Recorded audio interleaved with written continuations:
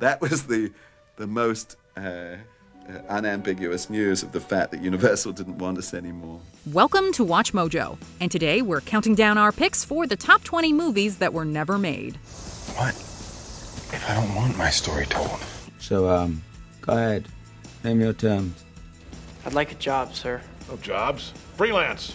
Best thing in the world for a kid your age. For this list, we're looking at planned movies that didn't come to fruition, but which could have been amazing. We will be including film ideas that were subsequently picked up and made by other creative teams. Let us know in the comments which of these you would have loved to see. Number 20, Tim Burton's Superman Lives. I gotta find a job where I can keep my ear to the ground. It was 1996 when Kevin Smith of Clerks fame pitched a script for a Superman movie. His original idea was significantly changed by producer Jon Peters, who wanted Superman to fight a giant spider at the end of the film. And I will not allow anyone to prevent me from carrying it out.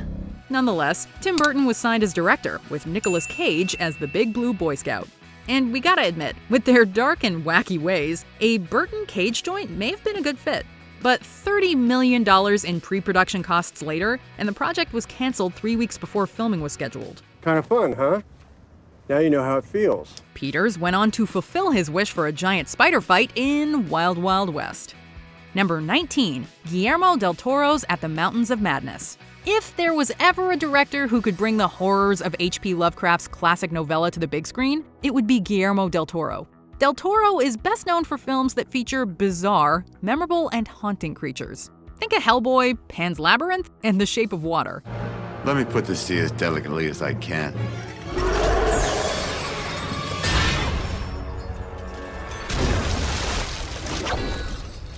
Bringing to life the Lovecraftian horrors would be right up his alley.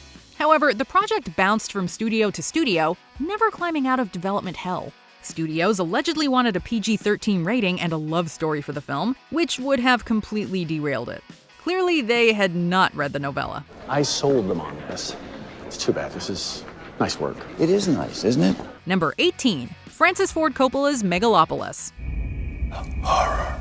After making films like the Godfather trilogy and Apocalypse Now, Coppola was primed to make his science fiction magnum opus Megalopolis. The film would have followed an architect navigating political machinations while reconstructing New York City. The new New York would have been reminiscent of Fritz Lang's iconic city in Metropolis. However, the film was shelved after 2001 when the tragic events of that year made a film about a ravaged New York much less palatable. Over the years, Coppola has hinted he would like to return and make the film, but so far it seems to remain a pipe dream. Number 17, David Fincher's Rendezvous with Rama. All right, Hal. I'll go in through the emergency airlock.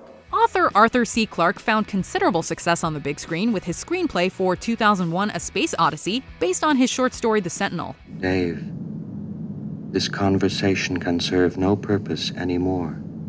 Goodbye. His 1973 novel Rendezvous with Rama clearly also had cinematic potential. By the early 2000s, it was on track to be adapted for the big screen. Morgan Freeman led the project as a producer and hired David Fincher to direct. However, the film languished for years, as Fincher was unable to find an acceptable script. You got one chance, one shot at it, that's all. Giving the visionary another crack at science fiction after he was hampered by studio interference during Alien 3 would have truly been something to behold. You guys don't drop the ball, I won't. Number 16, The Lord of the Rings, starring the Beatles. The ring must be destroyed. And I suppose you think you're the one to do it. Long before Peter Jackson or even Ralph Bakshi's adaptations of the epic fantasy novels, there were plans to adapt The Lord of the Rings into a musical starring the Beatles. Oh, shut up, John. They're waiting for you in the studio. Gee, I'm down to do a bit of work. Oh, God bless you, Ringo. With Beatlemania in full swing, the band had just released two successful movie musicals, A Hard Day's Night and Help. We'll never know what this odd combination would have looked like, however, as the film faced a number of hurdles. Let us use it against him. You cannot wield it. None of us can. Securing a director proved difficult, and Tolkien, who still held the rights, disliked the idea of the band adapting his work. Number 15, Paul Verhoeven's Crusade.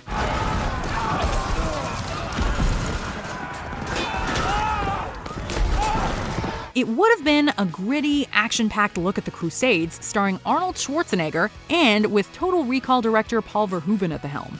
Me. It's said that sets were already being built on location in Spain when Verhoeven suffered a breakdown at a budget meeting for the film, effectively nixing any prospects of the project moving forward. It's not. And with a budget of $100 million back in 1994, who can blame him? Another theory suggests Carol Co. Pictures pulled funding to pay for another of their blockbusters instead, the mega flop Cutthroat Island. You shamed me, lass. I don't like that. Number 14, David Fincher's Queen biopic. Sure, we did get a Queen biopic in the end, with the PG-13 Bohemian Rhapsody, but the original vision for the film was very different. So, go ahead. Name your terms. Set to star as Freddie Mercury, Sacha Baron Cohen wanted the film to be a, quote, gritty R-rated tell-all. Genius. Thank you, John. To help cement his vision for the film, Cohen brought in David Fincher and writer Peter Morgan. Consequently, he will no longer be employed here winding the clock. However, all three left the project, with Cohen claiming that the band wanted a sanitized version and more focus on themselves. While Rhapsody had its defenders, a darker tone done with Fincher's deft directorial style would have been a sight to behold. Number 13, Quentin Tarantino's The Vega Brothers. But you know what's on my mind right now? It ain't the coffee in my kitchen. Tarantino's no stranger to interconnected films. The Hateful Eight was originally conceived as a sequel to Django Unchained, and he has claimed that all his films inhabit one of two universes, one realer than real and one more like a special movie universe within that one. Is that a fact? However, he had also planned to tie together two of his most famous films. Double V Vega would have focused on the Vega brothers, Vic, played by Michael Madsen in Reservoir Dogs, and Vincent, played by John Travolta in Pulp Fiction. They call it Royale with cheese. However, given their respective character arcs and the current ages of the actors, this one is likely shelved permanently. Wow, that was really exciting. Number 12, Robert Bresson's Genesis. How blessed are the sorrowful! They shall find consolation. Referred to as the patron saint of cinema, renowned French director Robert Bresson set his sights on creating an extravagant, expansive epic film version of the Bible's Book of Genesis. And he was the perfect man for the job, as he was known for his impact on the art of filmmaking and his penchant for Catholic subject matter. Hands up, all those who don't want to be crucified here. But after securing financing once and then a second time, Bresson scrapped the project for good, partly because he was unable to make the animals on set do his bidding. He's going to destroy the world. Number 11, A Confederacy of Dunces. Hollywood spent decades failing to adapt this 1981 Pulitzer Prize winner into a film, considered one of the funniest books ever written. You have to discriminate. You choose things that are funny or mildly amusing or interesting. The difficulty in adapting the book and a string of tragedies have kept the film in development hell since the early 80s. And you're driving along, la-li-la, woo, and then all of a sudden there's a truck tire in the middle of the road, and you hit the brakes. Whoa, that was close. John Belushi, John Candy, Chris Farley, and Divine were all attached to the lead role of Ignatius at various points, but all died untimely deaths, leading many to believe the part was cursed. Filmmakers including Harold Ramis, Stephen Fry, John Waters, James Bobin, and even Steven Soderbergh have all been connected to the project, but none was ever able to get the movie off the ground. Let me make it up to you somehow, huh, please? How about a nice hot dog and a beer? Number 10, Nick Cave's Gladiator 2. Maximus. Quintus. Free my men. With Gladiator having such a definitive ending, you might be wondering how a sequel could possibly exist, and your questions would be valid. However, Nick Cave, more famous as a musician than a screenwriter, had, let's just call it, an interesting solution. In the afterlife, Maximus kills a traitorous god and is sent back to the world of the living, where he would go on to fight in the Crusades, both world wars, and ultimately got a job at the Pentagon. Are you not entertained? Are you not entertained? Russell Crowe was not impressed by the script and the project died. Would the movie have been any good? Probably not. Would it have been interesting? Almost definitely. Number 9, Darren Aronofsky's Batman Year One. It's the hockey team from hell. After Batman and Robin was a critical disaster, a planned 5th film in the Batman franchise was thrown out in favor of rebooting the franchise. Warner Brothers opted to hire an up-and-coming director, choosing young auteur Darren Aronofsky, who was fresh off his success with Requiem for a Dream. The film would have been a loose adaptation of Frank Miller's famous Batman origin comic, with Miller writing the script. If you want my opinion, you need to lighten up. The Aronofsky-Miller combination would have been a dark R-rated take on the Caped Crusader that would have changed much of the Batman mythos. But the studio moved on, ultimately making a different Batman origin story with another promising young director. If you finally learn to do what is necessary, I won't kill you. Number 8. Alfred Hitchcock's Frenzy, also known as Kaleidoscope. Oh, him. You duffed him up, I hope. Though Hitchcock did make a film called Frenzy, it was not this movie. One of many Hitchcock films that didn't make it to the big screen, this one was a little too risque for the studio. Told through the eyes of a bodybuilder who just so happens to be a serial killer, the story would have revolved around his sexual escapades, murder spree, and eventual downfall. And every time this young boy saw water and stuff, he got turned on, and he had to commit a murder. Hitchcock even got some silent test footage down before the studio pulled the plug altogether due to its explicit material. But I hate to even think about it. Number 7. Alejandro Jodorowsky's Dune. My lord, I suspect an incredible secret has been kept on this planet. A decade before David Lynch's 1984 adaptation, there was a more psychedelic vision of Frank Herbert's novel in the works. With new perspective, open the mind. Chilean director Alejandro Jodorowsky had lofty aspirations for the material and wanted the film to be reminiscent of a hallucination. And with Mick Jagger and Salvador Dali on the roster, and Peter Gabriel and/or Pink Floyd handling the music, he was on the right track. However, after over 1/5 of the budget was expended during pre-production of what would have been a 14-hour film, production stalled permanently. Please excuse me if I can't talk about it. At least we have Denis Villeneuve's adaptation on the way. Number 6. Ridley Scott's Blood Meridian. Considered one of the greatest American novels ever written, Blood Meridian is the crowning achievement of legendary novelist Cormac McCarthy. Often described as an anti-Western, the book explores themes of violence, brutality, and the nature of evil, against the backdrop of the US-Mexico border in 1850. With other McCarthy novels like The Road adapted to film, multiple attempts were made to put Blood Meridian to the screen, most notably by Ridley Scott. No stranger to violent films after directing the likes of Gladiator and Alien. Even Scott ended up saying that the extreme bloodshed was too much for studios. If there is a God up there, he would have turned it back on us by now. Number 5. George Miller's Justice League Mortal. Back in 2007, Warner Brothers announced plans to create a film based on arguably the most iconic superhero team of all time. The film would not have tied into the recently released Batman Begins or Superman Returns. Mad Max director George Miller signed on to the project.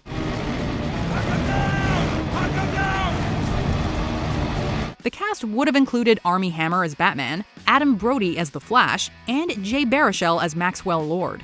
However, the 2007 writer's strike stalled the film, and Warner reconsidered their plans after the success of The Dark Knight. What if I don't want my story told? After releasing Man of Steel in 2011, Warner opted for a new Justice League film that tied into their cinematic universe. Number 4. Peter Jackson's Halo. Fans of this popular video game series have been waiting since 2005 for the film adaptation of their beloved franchise to finally make it to screen. And come on, it's meant to happen. The battle between aliens versus humans will never get old. Am I right, Marines? Sir, yes, sir! Damn right I am. Unfortunately, the project was hampered by an escalating budget and Microsoft's iron grip on the creative output, as well as the company's upfront financial demands. With Peter Jackson signed on to produce, Halo could have potentially been a blockbuster. Instead, it fell victim to the politics of the industry.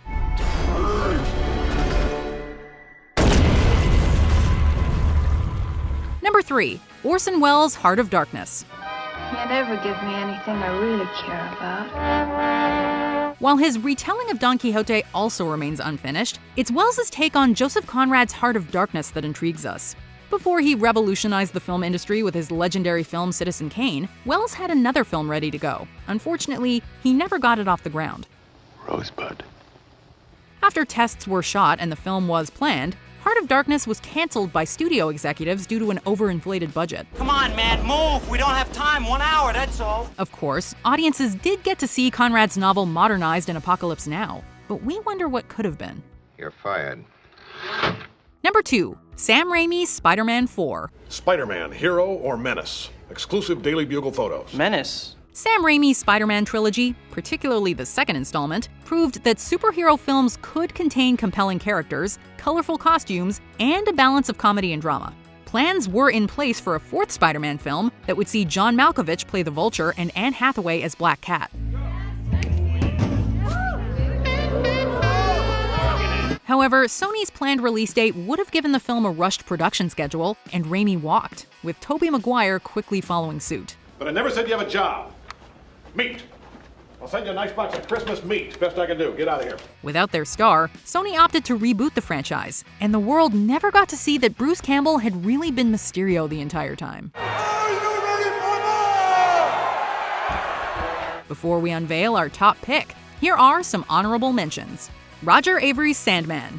Oscar winner Avary reportedly left the project because producer John Peters wanted a generic superhero film.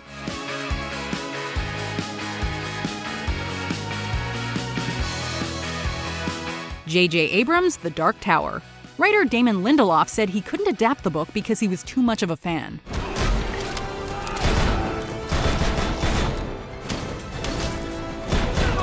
Clair Noto's The Tourist. This sci-fi screenplay about aliens undercover collapsed due to vicious infighting. And we thought that if anybody will let us make this film properly, it'll be Francis. The most unambiguous news of the fact that Universal didn't want us anymore. Steven Spielberg's Night Skies. The ideas for this film were worked into Poltergeist and E.T. the Extraterrestrial. Sergio Leone's Leningrad, The 900 Days. Leone died before he could make this war epic. Tomorrow morning, Stalin himself will be sitting over breakfast, reading my words, memorizing your name. Before we continue, be sure to subscribe to our channel and ring the bell to get notified about our latest videos. You have the option to be notified for occasional videos or all of them. If you're on your phone, make sure you go into your settings and switch on notifications. Number 1. Stanley Kubrick's Napoleon. So there's the great thief of Europe himself. Fresh off his triumph, 2001: A Space Odyssey, director Stanley Kubrick set his sights on developing a sweeping story about the notorious French Emperor Napoleon Bonaparte. That's good news, this slap on the walls of Paris. He surveyed locations, wrote a script, cultivated extensive background info, settled on actors, and got all his ducks in a row before hitting a wall in production. The film was ultimately shelved for a number of reasons, including financial limitations and the poor response to another Napoleon-based movie.